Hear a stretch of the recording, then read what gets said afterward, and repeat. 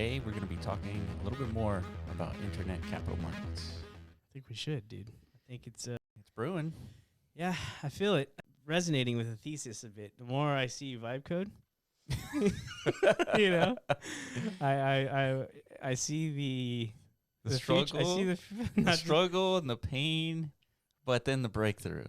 Yeah, I see the magic happening before my eyes, right? And it's like, wow, a couple years ago, these things were possible. And the non-developers out there, most of us, were generally screwed when it comes to like real contribution, like actually harnessing the ability to create things of substance and that have actual impact. So typically those types of individuals, you can refer to them as the idea guys, maybe. You've got to partner up with like the techie types, right? Yeah. You know, the nerds, the introverted, the non-communicative, borderline on the spectrum types, right? In order to produce something fruitful. But in the era of AI, that dynamic is shifting pretty dramatically. Right? It is. It's pretty great. I've always explained my situation as having a symphony in my head without the ability to like write musical notes. Must be torturous for you. It is very torturous. Imagine if Mozart didn't have his, what did he have, a fiddle? Yeah.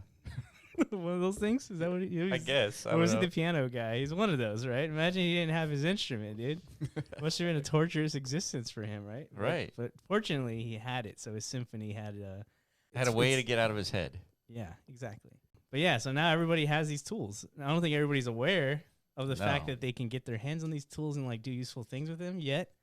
But there is a small percentage of people who are paying attention and actually like putting that to use. But still, that's like half of the problem, right?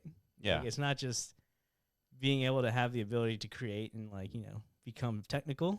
The other half is like, how do I secure funding and like, you know, monetize my efforts to produce something like a company?